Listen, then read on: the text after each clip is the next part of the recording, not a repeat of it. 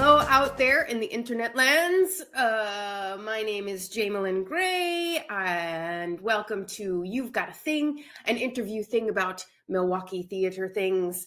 And today we have a really great interview with a couple years ago. Let me rewind. A couple years ago, we started an independent artist membership for the Milwaukee Theatre Alliance, and Maya Danks, who the interview is with today, is one such member of the independent artist group. Because originally when we started the Theatre Alliance, it was companies, and the people that were involved in meetings and things were leadership of companies.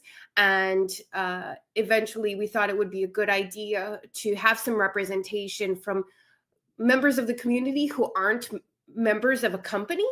And so that's how the independent artist membership started. So if that's something that you're interested in, please reach out to us, and we will talk about an independent artist membership. But yes, so today we have an interview with Maya Danks, who is a very, very just amazingly smart and talented artist here in Milwaukee. In her sort of wheelhouse really is Shakespeare, and so she took it upon herself over about 4 years to develop a project focusing on, in Hamlet, the story of Hamlet and Ophelia. And she has written an adaptation basically of Hamlet, focusing on the story of Hamlet and Ophelia. And so we're going to learn more about that today. That goes up this weekend. It's a staged reading. There's only 2 performances. It's Sunday night and Sunday more afternoon at 4:30 p.m. and then Monday night at 7 p.m. And you can go to the Hamlet and Ophelia linktree/hamlet.ophelia.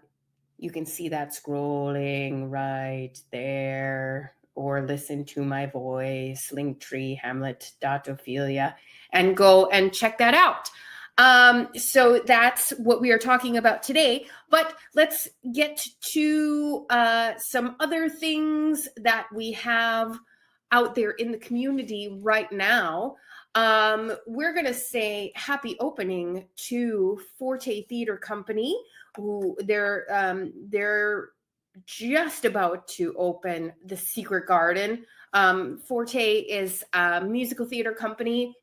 They perform out of the I think it's Sabre Auditorium in Franklin, at the, I believe, is that the middle school? Look at me doing my research again. It's a real big auditorium. It's about 300 seats or so, I think, is what that auditorium is.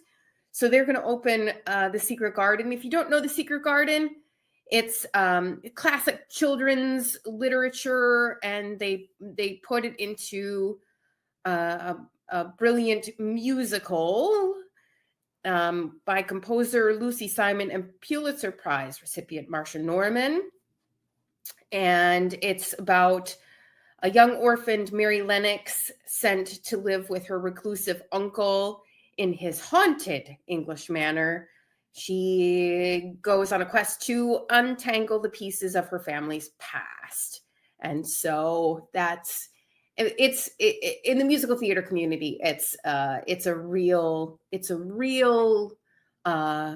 famous work, often done because people have found a real connection to it. And so that is very exciting. So you can go to Forte Theatre Company. Oh, look at that. I didn't put it in my banners. Forte Theatre. That's a theatre. company. If you don't know me, I like to make the distinguishing marker between theatre and theater, because some companies like to do theatre, some companies like to do theater, but Forte Theatre is theatre, TRE company.org for ticket information about that. That's 2 weekends only. That's going to go this weekend and next weekend. And so that'll go through April 13th. So check out that baby. Next, we have a show that I am quite familiar with, and that is The Beauty Queen of Lenon by Martin McDonough.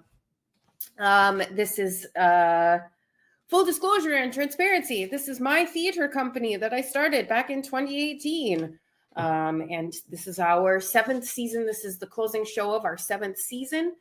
And it's a good one. Real positive reviews coming out of this. And we would love to see you there. I can tell you now, it is the best selling show now in the history of the constructivists. We just surpassed I'm Going to Pray for You So Hard that we did 2 years ago. Funny that our most popular shows have a Mr. James Pickering involved with them.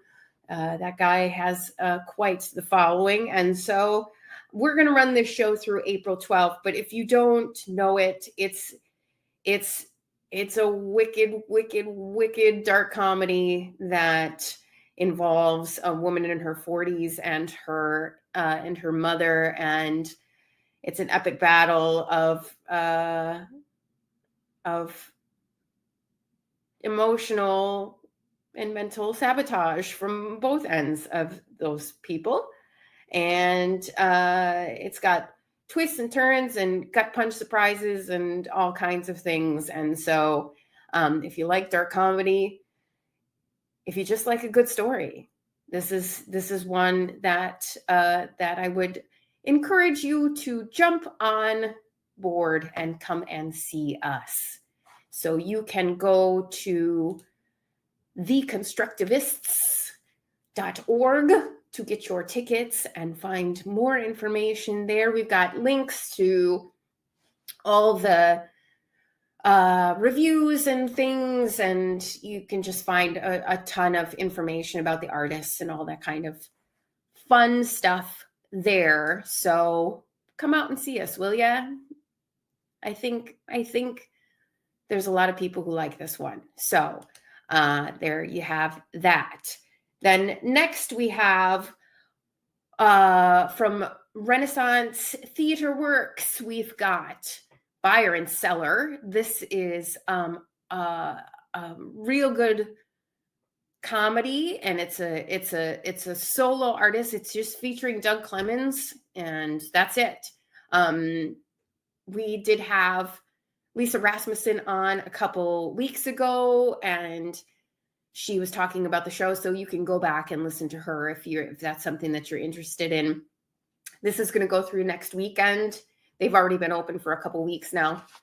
And it's a story about an out-of-work actor who lands a bizarre gig working in the make-believe shopping arcade located in the cellar of Barbra Streisand's Malibu estate. This is based on some fact and truth.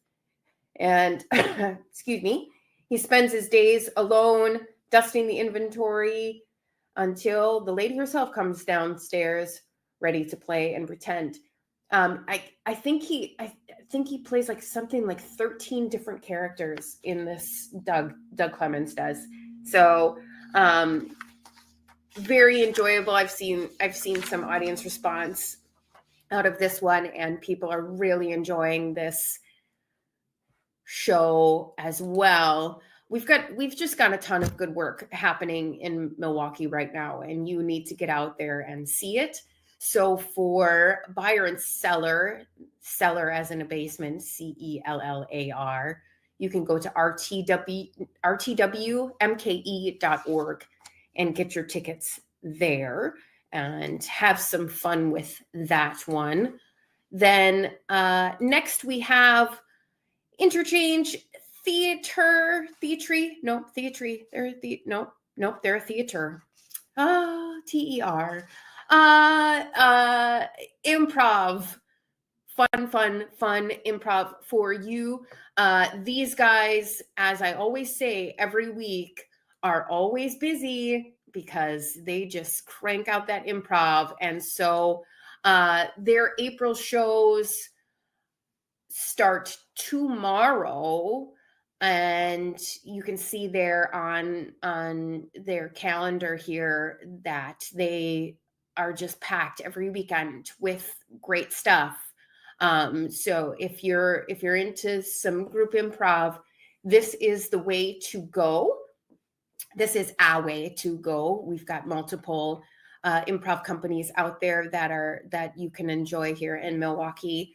And so also tonight they have their open jam or open mic. If you are looking to try some new material or just get out there for the first time, this is a good spot for you to do it. Great little venue at the Interchange there in the basement of Calvary Presbyterian. The entrance to that is off of 10th Street, and that's a fun place for people to go. And like I said, try out some new material tonight if you're interested in that. But you can check out all of Interchange Theater's stuff at interchangetheater.com. And if you actually go to interchangetheater.com/shows, that'll give you the full calendar of what's coming up this month right now. So there's that. And then last but certainly not least, the monthly event happening right at this moment in time is Alcohol Awareness Month. I have been really open about this in the past. I am a sober person. I am coming up on what year are we in? We're in 2025. 8 years of being alcohol free. I am because I come from a long line of people who have some history of alcohol misuse. I've got lots of family members now who are sober as well. I've got lots of friends who are sober as well now because we live in Wisconsin, and Wisconsin does have a nice history of alcohol misuse. I'm sure if you were listening to this not in Wisconsin, you know that history. So Alcohol Awareness Month is an opportunity to update your knowledge about alcohol use disorder and the alcohol and the adverse impacts of alcohol misuse on health and society. Alcohol-related problems continue to take a heavy toll on individuals, families, and communities.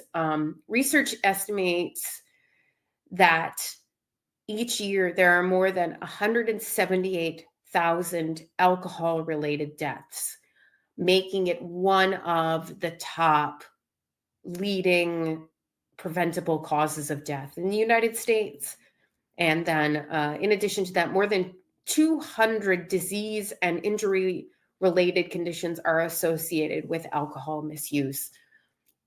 It is quite the disorder it is. So if you have the desire to learn more, I found the National Institute on Alcohol Abuse and Alcoholism, and so that's NIAAA.nih.gov. You can see that there, and that's a great place for you to look and find some information on that. And so we're going to be talking about that all month and reminding people to go out and check that out. And so that's what we have currently happening this week in the Milwaukee Theatre landscape of Milwaukee Theatre.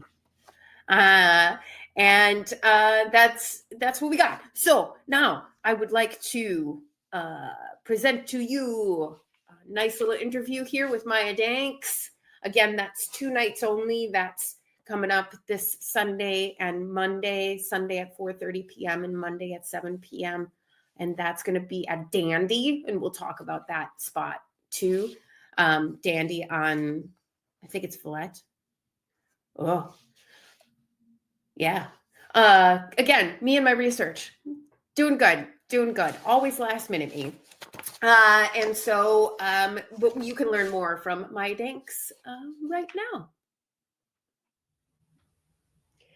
And with me today, I have actor, director, playwright. I think you're a producer now. Like all the things. You are the things now. It's the local Milwaukee artist version of an EGOT. Yes. That's, we got to come up with not today. Another day. But Maya Danks, thank you so much for coming on the program today. I just want to start off a little bit, just have you talk about yourself a little bit for anybody who doesn't know you, and God forbid people don't know you. So, so can you just explain a little bit about your artistic journey to those folks out there who may not know who you are? Yeah. I am a theater artist in town here in Milwaukee. I mostly do acting, mostly do performance, with all kinds of companies around Milwaukee, mostly done a lot of work with the Constructivists, with Jaimelyn, Renaissance, Summit, a bunch of other players around town. Voices Found. Yep. And when I'm not performing, I'm hopefully directing. I've done text coaching for Shakespeare productions, and behind the scenes, not so much on the being produced side, but behind the scenes, I do a lot of adaptations of classical plays, which is kind of what this project is a whole development of. But I've been working around town since like 2017. I'm from Milwaukee originally. Went to Minneapolis for a hot minute. We would also be remiss if we did not mention that you are also a musician. Oh yeah. That comes up less frequently in the public eye, but it is all over your Instagram. So it's important to give the full version of Maya Danks. That's the wholeness. There you go. You know me now. There. Interview's over. Thank you so much for coming today. That's, you know. You've been active in Milwaukee since about 2017. But did you do the young performers company too back in the day? I was, back.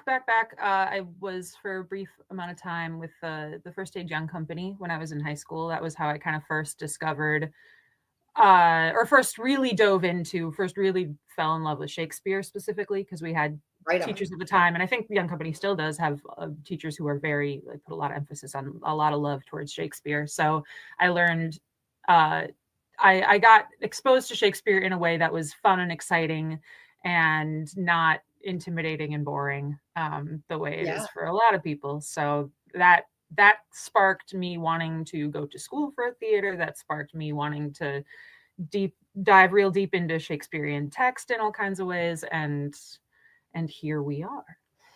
Yeah, because for people who may not really like the Shakespeare, for those of us who do really enjoy Shakespeare, and I still enjoy Shakespeare to this day, I really consider it an excellent basis and tool for contemporary text.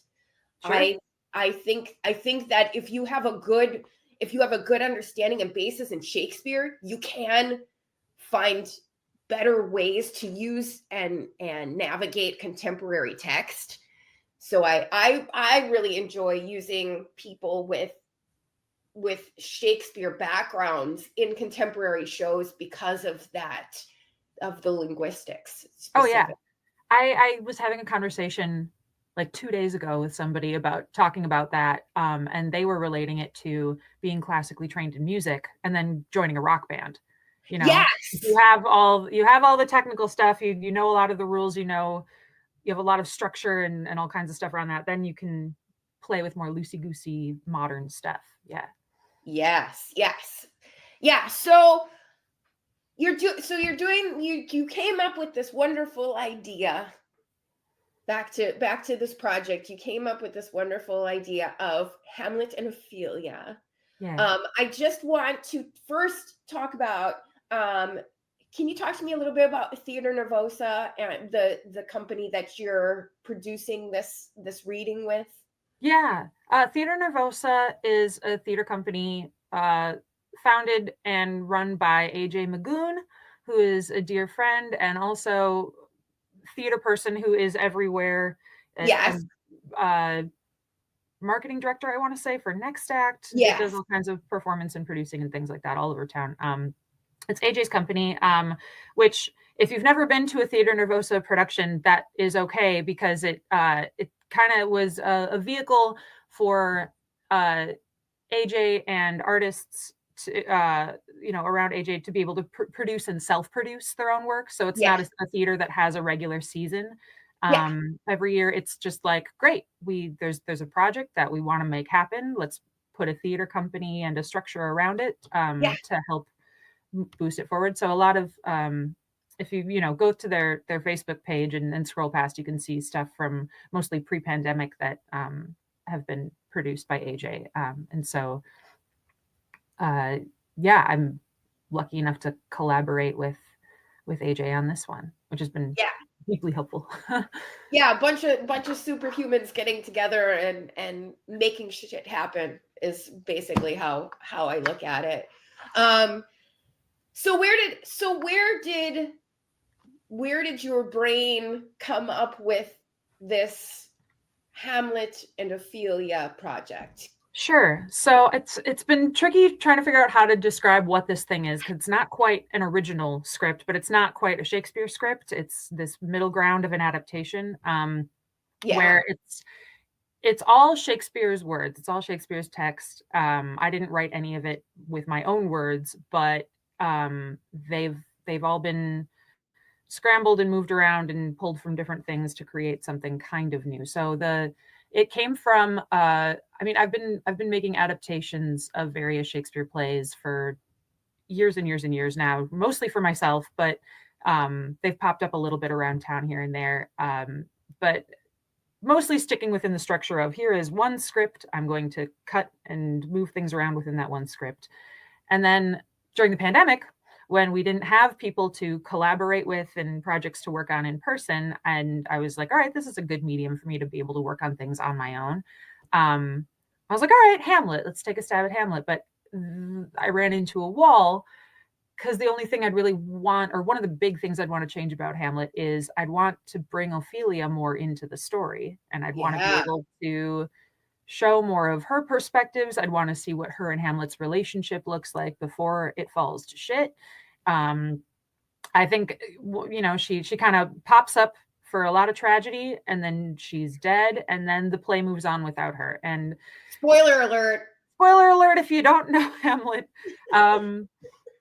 And so I was like, well, I could try to write my own iambic pentameter and try to make like mock Wow. Shakespeare, which did not even begin to happen. I was like, nope, I know I don't possess the skill to do that.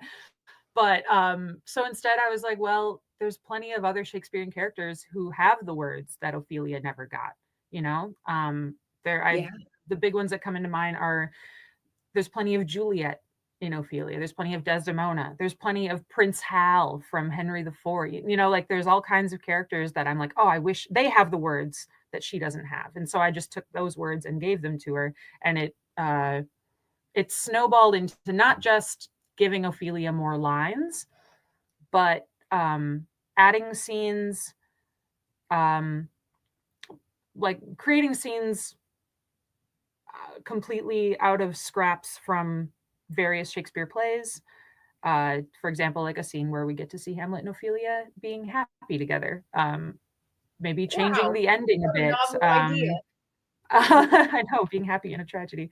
All kinds of stuff. So I ended up messing with the entire thing before I finally looked at it and was like, okay, it has the scaffolding of the play of Hamlet. There's some stuff that's like, okay, this is the familiar order of operations of Hamlet. And then there's other areas where it's like, whoa, I don't know what play we're in. We're in a whole different story now. And that's where it ended up landing. So it's meant to be more equally balanced between Hamlet and Ophelia, that this story centers around their relationship and the journey they take and what actually drove them apart. A kind of story of atonement at the end. We cut out a lot of the politics, a lot of the honestly, a lot of Hamlet's own personal journey is excluded. A lot of his dilemmas with the ghost and with revenge and with all that is excluded. It's more streamlined around that relationship by taking text from all over Shakespeare's plays and giving them to these characters. So that, I mean, that's a massive project. That's a massive amount of work. I forget sometimes. This is years in the making for any. I just want people to know that you, no matter how long it takes you to put something together, if you have a passion about something, keep on it, and you can get there. So Yeah. how long would you say this is to get to this? And this is a reading. This isn't a full production. This is just to hear it out loud. Are you hoping to get feedback on it? Yeah. We're doing a staged reading of it, 2 nights. And we're just trying to pack it with as many people as possible because I will have audience surveys so that people can give feedback on what worked, what didn't work, what was exciting, what they didn't really understand, stuff like that. Right on. And as we work, we're going to have 1 week of rehearsals with the actors, who are people whose opinions on theater and Shakespeare and storytelling I really respect and really love. And we're going to be workshopping it a little bit in the rehearsal process so that if there's any last minute changes or tweaks to be put in before the reading, it's still, the whole point is that it's a work in progress. And this is kind of the trial run. This is to see what it's like up on its feet, to hear what it's like up out loud. And then the goal would be, hopefully not too far from now, doing a fully staged production of it. Yeah. And it's been in the works. I looked at the Google Doc that I started this on, and it was early spring of 2021. So it's been 4 years now since I started the doc of this project. So yeah, that's amazing. That's so awesome. That's so cool to just. Thank you. And in addition to all the other projects that you've done over 4 years, that is a lot of work, my friend. That is like, that's just awesome. It's the place that my brain has continued to come back to whenever I have a block about something else. I just come back to this thing and mess with this thing. It's been my baby. That's so cool. Why do you think people should see it? I think people should see it if they are big Shakespeare fans, big Shakespeare nerds, because you're going to pick up on a million things of, oh, that's from that play, or, oh, this is how they use this text, or, oh, this is combined for, you're going to have all those moments. You should come see it if you're not a big Shakespeare head, because part of the goal in putting it together was not to have just one big academic document on, here's a 4-hour, really dense, really dry, but technically perfect type of text. The point was to have a really good story that clips along. It runs under 2 hours, and to give people say, oh, a new spin on Shakespeare all the time. Anytime anyone does Shakespeare, it's, oh, here's my new take, right? And this takes this, I think, to a little bit of a next level, because it truly is a different story with a slightly different ending, different relationships, different scenes, and so it is new, and it was edited and kind of meant to have a streamlined pace that is comfortable and resonating with what our modern sensibilities of storytelling are, where hopefully nobody's fallen asleep or getting lost or feeling like, okay, we get the point, it's so I don't know, to me, and we'll find this out when we give it this test run, but the hope is for it to be just a really good, fresh story that is understandable by relatively anyone. Super cool. So to get tickets, people can go to a linktree Hamlet Ophelia is the link tree that people can go to. So people are you're just having people sign up for a Google form and to pay at the door is the gist of the thing? Yeah, the link tree has a bunch of different stuff. One is an RSVP. It's just a Google form where you can just put in your name and how many people are coming with you. And then we'll have you on a list and you can pay whatever you want at the door. That can mean $0. It can mean $1 million. And all of that is great. We just want to get people in. We don't want there to be any barrier to entry. We want to get people there and we want everyone's opinions and want to share the story. So yeah, that RSVP form is there if you want to make sure that you can have a seat at the reading, or you can just show up at the door. That's absolutely fine too. And there's a link in the link tree to our GoFundMe where we've been raising money so that we can pay for our venue, pay for our rehearsal space, pay for all kinds of materials, paying our artists. We met the first tier of our goal, and so we are officially able to pay for our venue and our artists. Yay! And now the next tier is let's pay them a more equitable amount that is relative to the amount of work and the amount of time and the amount of skill that they are putting into this. So that's what that's for. And then there's also links to social media. We've got a Facebook and an Instagram. There's Theater Nervosa's Facebook page, and then Hamlet Ophelia has its own Instagram page. If you want to keep up to date on follow all that kind of stuff, get to know the cast, all things like that. And follow you all the way through a production. It's gonna happen. Yeah. We don't have a timeline set for that right now, but that is the next immediate goal of all right, great, let's put a full production of this together so we can not only hear it and imagine it, but see the whole thing and bring it all the way to life. My Frankenstein's monster of a script. Yes. Awesome. Maya Danks, thank you so much for your artistry and bringing such an awesome project to Milwaukee. And thank you so much for coming on You've Got a Thing, and we'll see you later.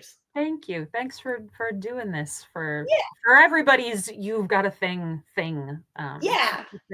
Great. Hope people come and see it. Same. Thanks. There you go. What do you think about that? Great little interview there with one of our independent Milwaukee Theatre Alliance members. That's a wonderful, wonderful artist human you got right there. And so if you haven't signed up, I will try and put the Google form out there. But again, you can go to the Hamlet Ophelia link tree and you will find all the information that you need to find and get connected to signing up to come and see the show. Maybe we'll see you there. Okay. So that's what we have for today. I am going to try to talk to, I always try to get Chamber Theater in here. They've got Top Dog, Underdog coming up. That's at the end of the month.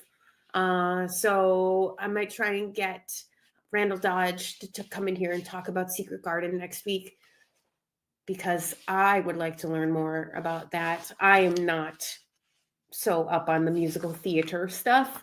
It's not really my wheelhouse. So maybe we can get Mr. Dodge in here to talk about that. But Regardless, wherever you're listening or watching or whatever, thank you so much for joining me today, and hope to have you back next week on You've Got a Thing.